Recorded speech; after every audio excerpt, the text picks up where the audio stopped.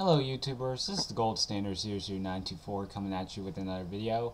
I'm going to be continuing with my Power Rangers season review installment, and the review I'll be doing for today is a review on Power Rangers Jungle Fury. Now Power Rangers Jungle Fury, it was the 16th season of Power Rangers. It premiered on the Jetix block onto Disney, and as we all now know is Disney XD.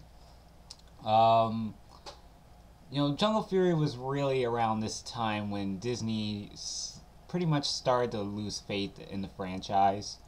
If you backtrack your history, around this time frame, Disney was really milking in on the success of Hannah Montana and High School Musical, which were like two of the biggest commodities that Disney Channel has produced. And Hannah Montana was the most popular TV show, High School Musical being the most popular Disney Channel original movie. So the general audience, the general kids that that were growing up around that time, a majority of them, wanted to see teen singers and teen idols, as opposed to the classic, hero versus hero fighting, or hero versus evil, if you want to put it that. If you compare like some of the Disney, when Disney first bought the franchise, compared to like a time when they promoted the series like Ninja Storm and Dino Thunder, and then you compare some of the promos they did with Jungle Fury, you could really tell even by the narrator, like really just how the way they really want you to get into a show. With Ninja Storm, they really hyped it up given it was the first Disney season, and Dino Thunder, the fact that they really hyped it up, with introducing the three Rangers and just pretty much talking about their their personalities, and especially when it was announced that Jason David Frank was coming back, as Tommy, and and then SPD kind of got into pretty good promotion as far as premiere promo goes. And then, after that, it really started to, it just really, the hype just really started starting to decline. And Jungle Fury's promos, they weren't like terrible in any way, like I make it out to be, but, it just didn't have that drive compared to when Disney first bought the franchise and the way they hyped up their promos for their earlier Disney era seasons. But Jungle Fury, overall, it was a pretty tolerable season. I will say it was a step up from Power Rangers Operation Overdrive. This was also around the time of the writer's strike, so a lot of the studios shut down, and episodes that were ordered for a certain amount of episodes got cut in half. So some of the episodes, like a primetime show that would normally have 22 episodes, would get cut down to like maybe 13 or 12, whatever. But it was a pretty rough time period for Jungle Fury. But then again, they were already going through the 32 episode format, even before that with Mystic Force. So just another thought, just another food for thought. But let's just get in the review, shall we? Jungle Fury. The whole premise is that 10,000 years ago, an evil spirit by the name of Daishi was locked away inside of a chest by the Pai Shui, which is an English translation for the Order of the Claw. Now, as far as the Order of the Claw is concerned, it was basically a martial arts academy trained specifically in the art of Kung Fu.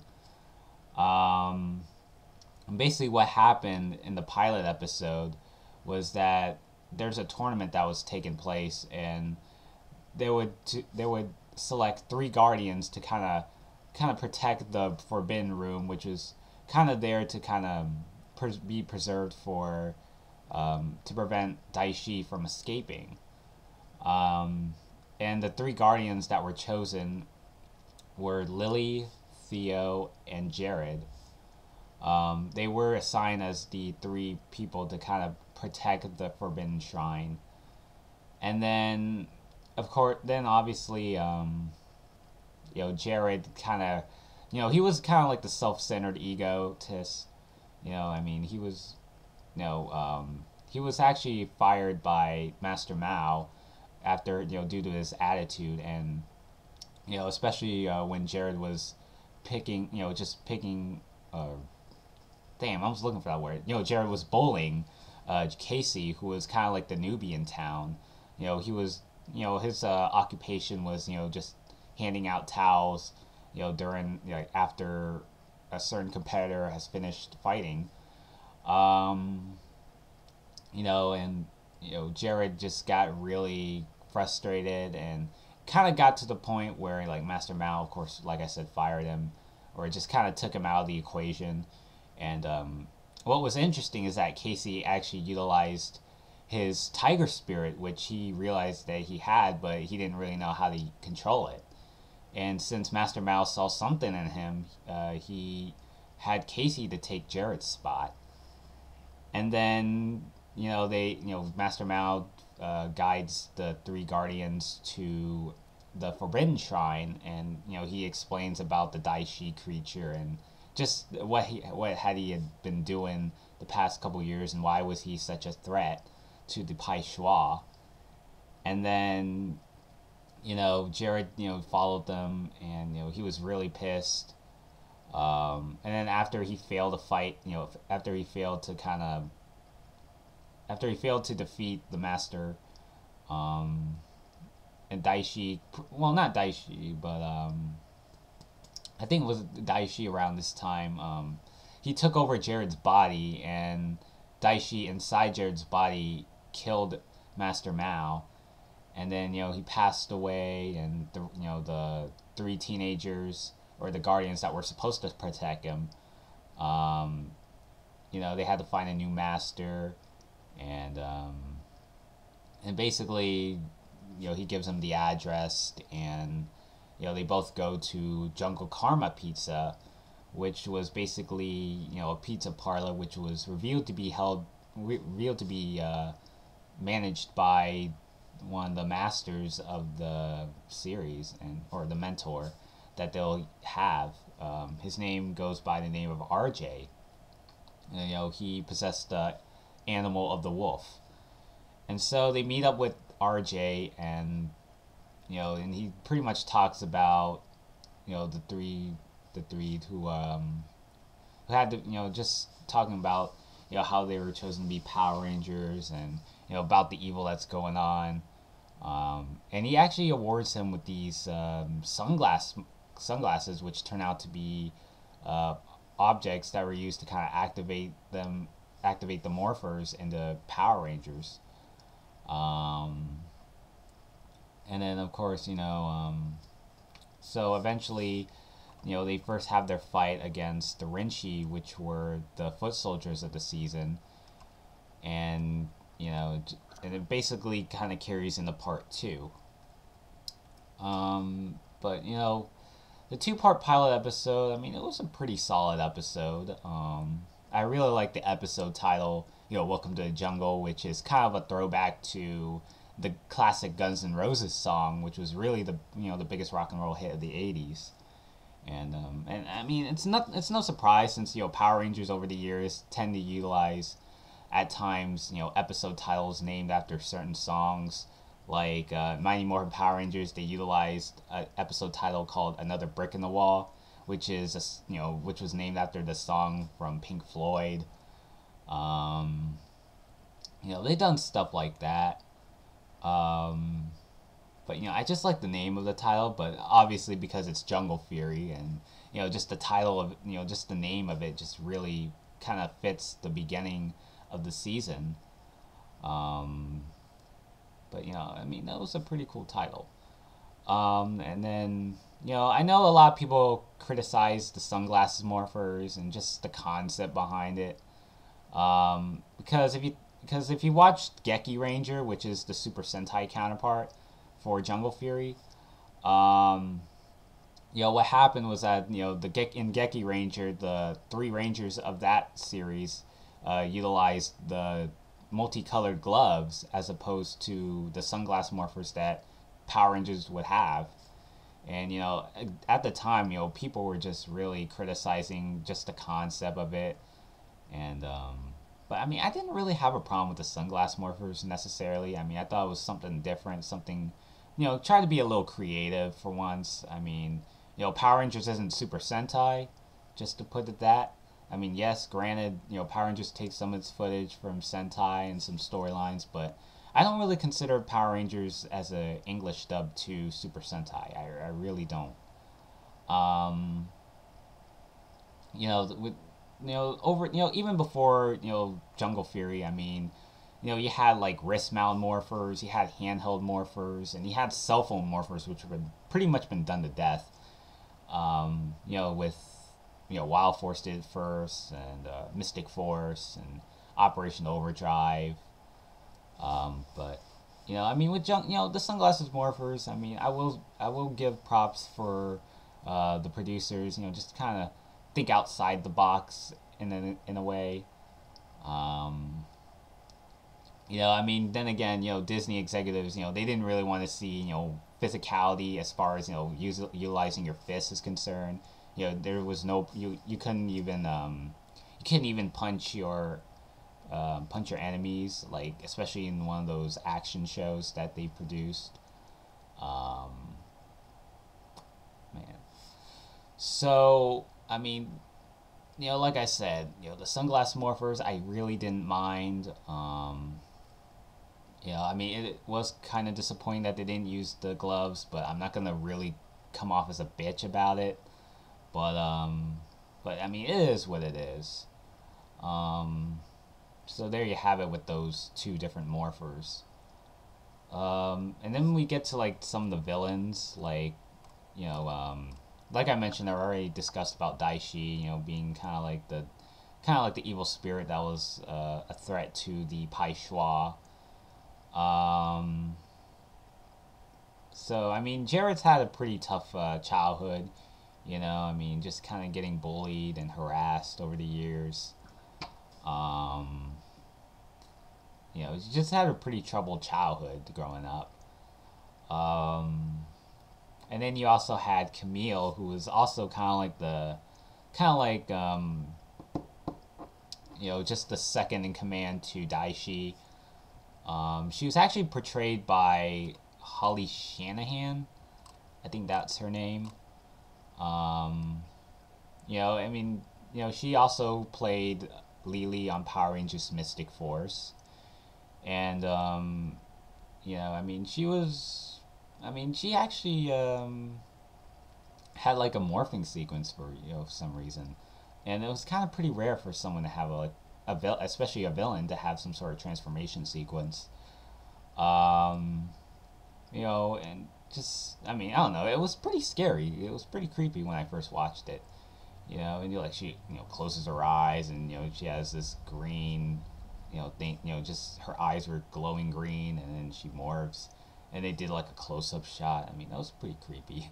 Um, but, when Camille first shows up, she was kind of like, she was impersonating as a normal civilian. Um, and then eventually, I think she was like best friends with Lily, at least at that episode. And then it turns out that she was actually working with Daishi all along. So, man. But I mean, it kind of reminds me of Operation Overdrive, the previous season, where they had like a certain villain who was kind of teased to be either a friend, especially when what was that chick's name in Operation Overdrive? Miratrix. Yeah, Miratrix.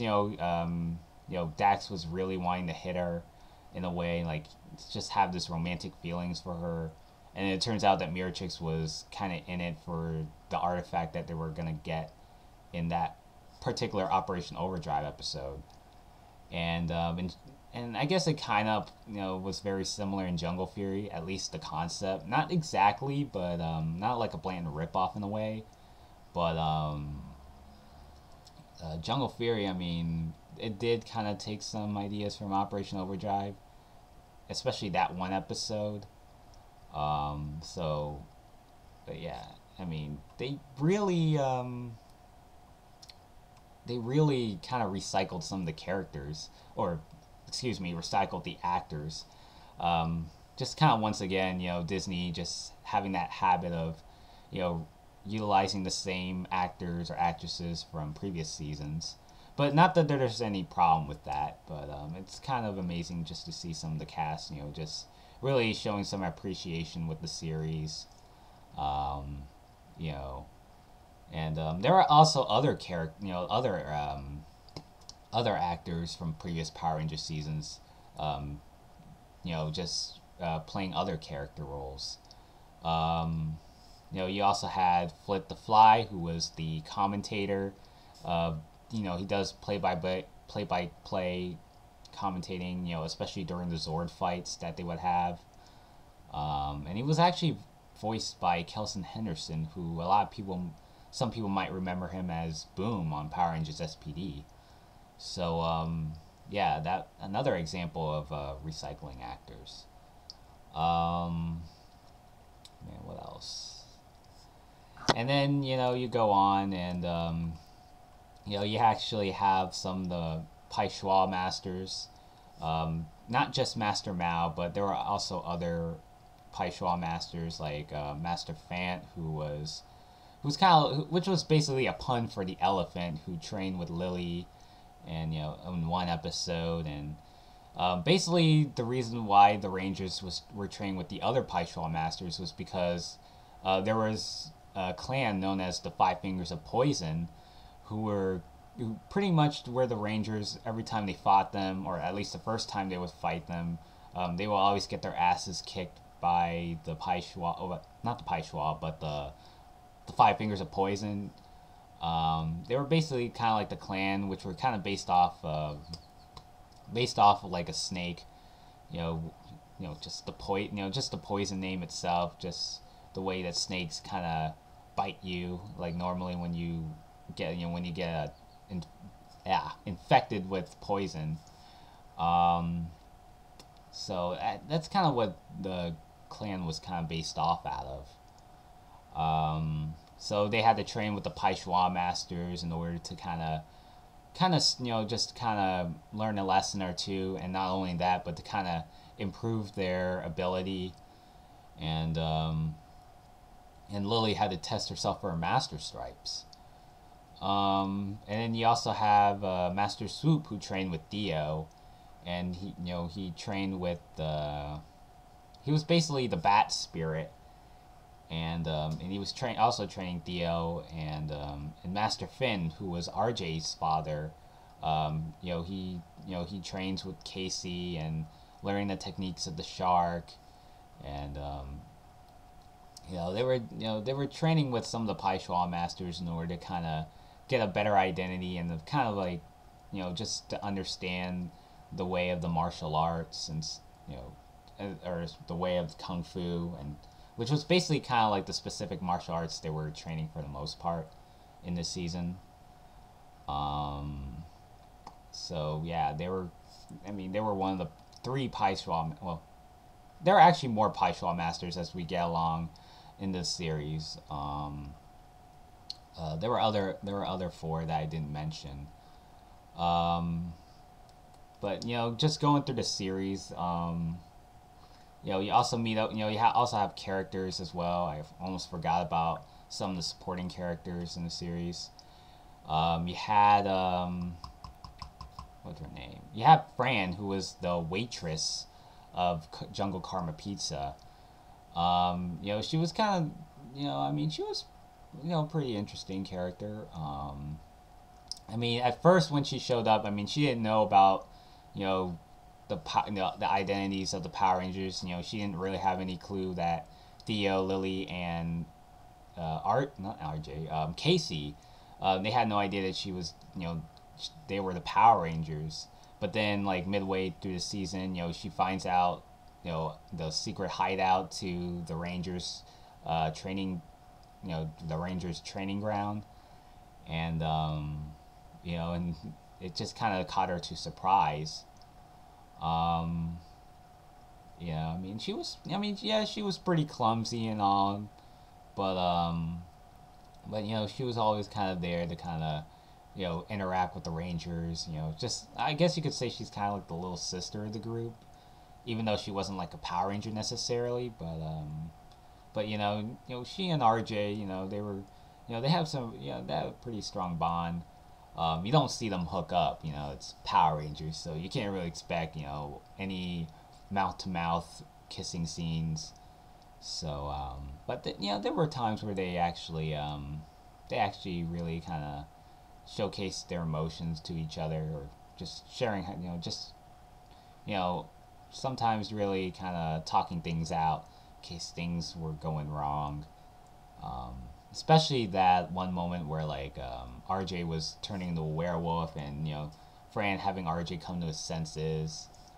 Um, so that's pretty much Fran. Let's see. Oh yeah, I almost forgot about the other Power Rangers. I didn't really go in depth. Um, you have Casey, who is the Jungle Fury Red Ranger. He has the strength of the tiger. Casey was, kind of starting off as the rookie of the season. You know, he was, when we first saw him, he was just handing out towels. And, he was just doing some of the, just the daily light work chores. And then, as the series progressed, he tried, he's really ambitious to learn a thing or two about himself, and just why does he have this sort of tiger spirit in him, and just figuring out just basically figuring out just what just how to control his animal spirit, and just learning new techniques, and stuff like that. Sometimes I could see where Casey's coming from. I personally thought at times that he was kind of a little stuck up at times, especially as a Red Ranger. Like he just talks like he's very demanding in a way. Like, I really want to do this, I really want to do that. Especially that one episode, Side of the Tiger.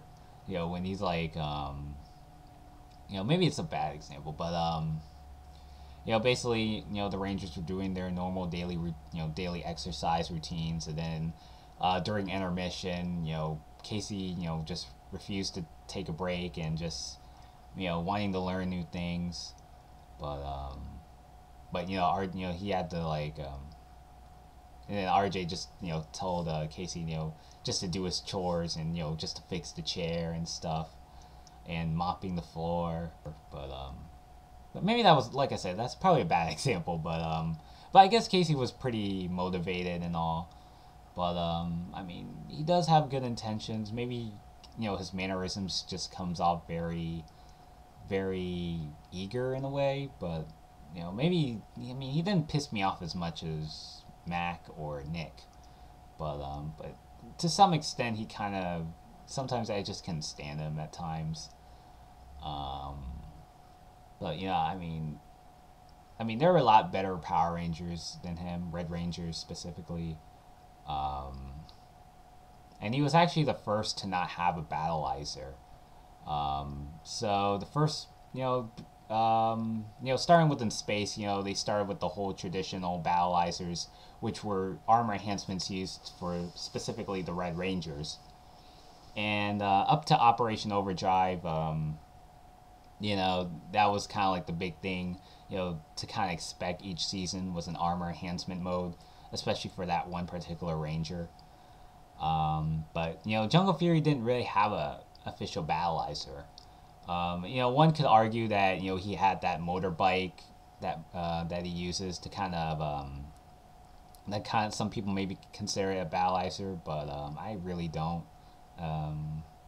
But yeah, he had that sort of armor enhancement, but I don't really consider it to be like a battleizer. Um, so that's really Casey. And he also had the other Rangers as well. Lily, who is the Yellow Ranger, she possessed the animal spirit of the cheetah. She was, I actually like Lily. She's very energetic, very cheerful. She's, kind of the heart of the team. Um, you know, I mean, she was pretty. Yes, she was pretty in terms of like physical appearance. um, there was like one episode that stuck out to me was Bad to the Bone, where she where like there was a needle that was stuck into her, and then it starts to kind of change her personality in a way. Trying to be like the bad girl. Wearing all this black leather jeans and a biker jacket. And and some black eyeliner and stuff. So I mean, she was, she could really turn it on if she really wanted to. And then just the interaction she had with Fran. There was like a scene where Lily was really kind of demanding Fran to order more buffalo wings, but Fran refused since she ate so many. And just the interactions they had was really funny. And I think you had like a bunch of kids that were watching it. I mean, it was pretty hilarious there. Damn, what else? But she actually actually don't mind Lily. I mean, she was probably one of my favorite Power Rangers of the season. But she and Theo, they were childhood friends, and and just the connection, just the child, having feelings for each other and stuff, and but it doesn't really come out till much later on. And speaking of Theo, he's the Blue Ranger of the season, with the power of I forgot what it was. I think it was power of the shark. Let me double check. Let's see. Hold on for one moment. Oh, never mind. He had the animal spirit of the jaguar. Yeah, so Theo was, like I said, the Blue Ranger this season. He was kind of like the brains of the group. He was very smart and strategic. Like I said, he had, just like I said with Lily, he and Lily were really close friends since they were very little. Right before Casey joined, kind of blend in the mix. You know, and they were kind of teasing this whole love triangle in this season, but which is also kind of a bit of a first, since especially having the three Rangers that start off the series, have some sort of dissension to some extent. Like Casey was the new guy, and they were kind of teasing a relationship between Casey and Lily, but it kind of turns out that Lily kind of only looked at Casey as a brother, so she didn't really have any romantic feelings for him. But yeah, I mean, it's one of the few cases that a love triangle would happen, especially for a three-team ensemble. At least when the series started. Childhood couples, it's been done, in previous other series, not just Power Rangers, but just the concept of having childhood couples or childhood friends, having some romantic feelings for each other. It's been done a lot, at a lot of other TV shows, not just Power Rangers, with, like Kevin and Winnie in the Wonder Years, and, Corey and Topanga on Boy Meets World. So, I mean, they've done, they had, the idea of, the childhood friends becoming a couple sort of concept, which has also been done. So, I mean, it was pretty interesting, and eventually, by the end of the series, either Lily or Theo, I think it was Theo that asked Lily out on a date, especially in that last episode. So, I mean, it was pretty, it was pretty cute and all. I mean, the acting was pretty solid, I would say. I mean, it was still retained the cheesiness and all, but just, I'm having just too much information going on in my head. So there you have Theo. And then the series progressed, and eventually they get the Jungle Fury Master Mode, which was basically a power enhancement in the two-part series where the Rangers got too overconfident, and it got to the point where one of Daishi's generals, or Daishi himself, stripped the Rangers away from their power, and because of that, RJ, had to like really had to confront Daishi, and just having to fight him out until like Daishi like pretty much tampered with his animal spirit, And and along the way, the three Rangers had to overcome their fears, and that's kind of where the other four, well, one of the other Pai Shui members were there. Um, I can't remember who, but I remember one of them being Master Gwyn, who's who was the animal spirit of the penguin, and as well as Master Rilla and Lope, who were the gorilla and antelope spirits respectively. Um, so basically they had to go through that whole obstacle of overcoming their fears and whatnot. When I watched that series, I always thought they could have done a lot more training than just overcoming their fears. I mean, I get the episode, the episode count wasn't that big and all, but I don't know, it just kind of felt rushed at first. But but I mean, it kind of worked in a way, but it's kind of just to get, everyone has a fear they have to overcome. So I mean, it was a nice concept. But I always felt that episode felt rushed for whatever reason. But but Theo had this saying, it was having stage fright. Casey was afraid of the monsters that are hiding in the closet, and Lily was afraid of spiders. But I mean, I think they could have done a little more than that. But they managed to get the Jungle Fury Master Mode, which was basically like kind of like the reverse colors in a way. Like they would usually have like white streaks of red on them, and unlike that replaces the black streak that the normal Jungle Fury costumes would have. So that's really how the Master Mode is, and I'm losing my train of thought here.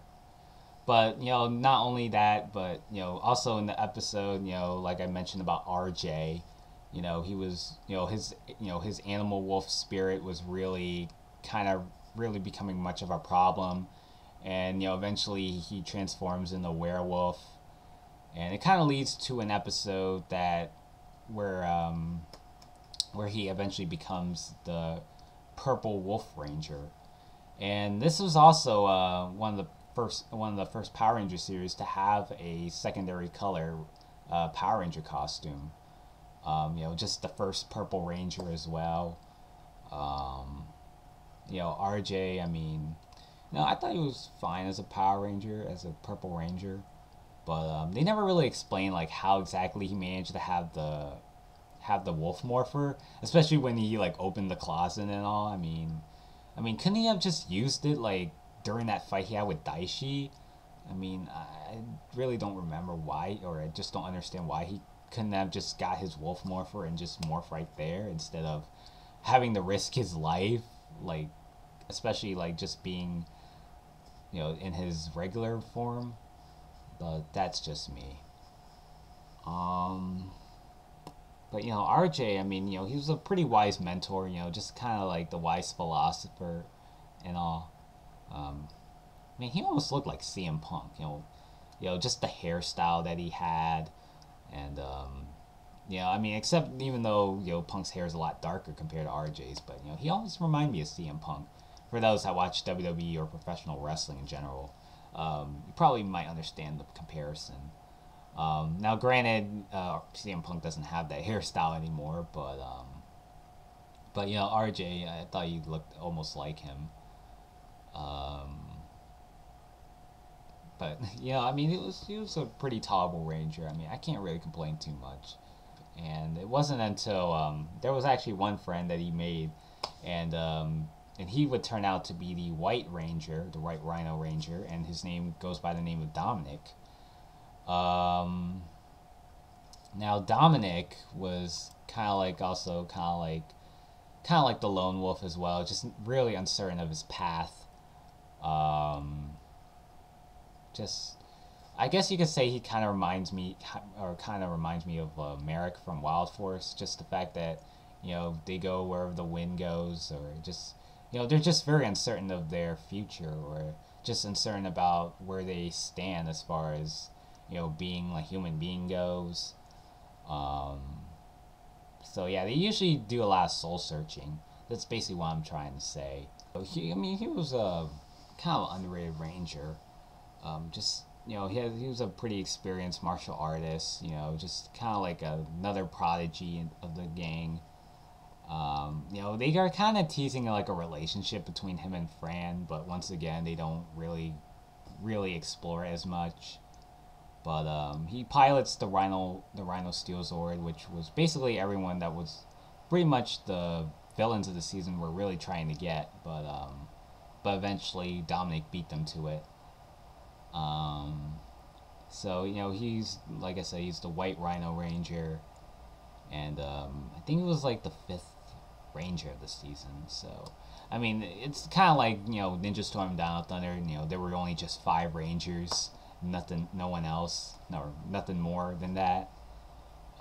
So that this is probably the third occasion where there was only just five Rangers throughout the series. Um, Man, but I mean, like I said, he was a pretty underrated Ranger, and just he had a pretty good, he was pretty smart at times. So there you go with Dominic. What else can I think of? How much time do I have? Excuse me. Wow, it's a pretty long time I've been talking. I guess I got kind of carried away. So I was really talking about the characters a whole lot, and now some of that. Now then we get to like the finale where we get to see Daishi and Camille taking on the Rangers. So eventually around this time, Jared was really starting to come into his senses.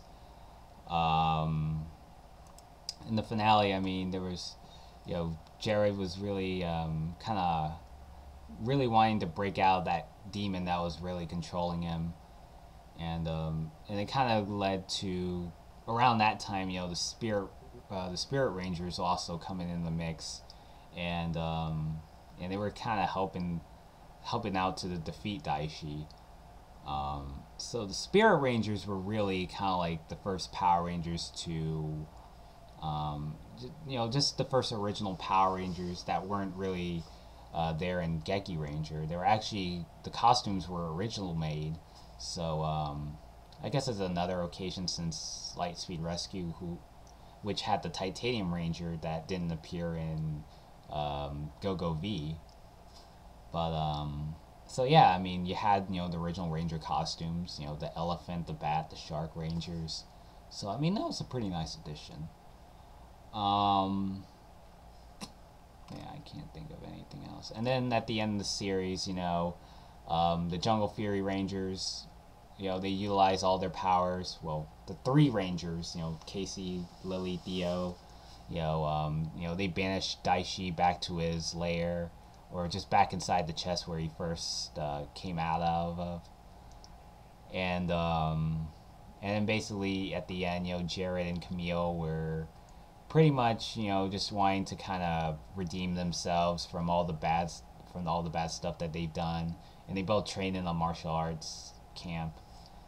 But I mean, it was a pretty nice ending in a way. And then also you had Lily and Theo just really opening up to each other, and just going out, asking, just agreeing to go on a date. So I mean, that was basically Power Rangers Jungle Fury. Overall, I mean, this series was pretty tolerable, but I haven't really seen this series in a really long time, except when it originally aired on Toon Disney. But I mean, it was a pretty tolerable season. I know a lot of people give it a lot of flack, but I mean, it could have been so much more, like I said, but it was, I don't know, I guess it was really kind of out of Disney's control. Hope you enjoyed this review. Till next time, this is the Gold Standard Series 924 signing out.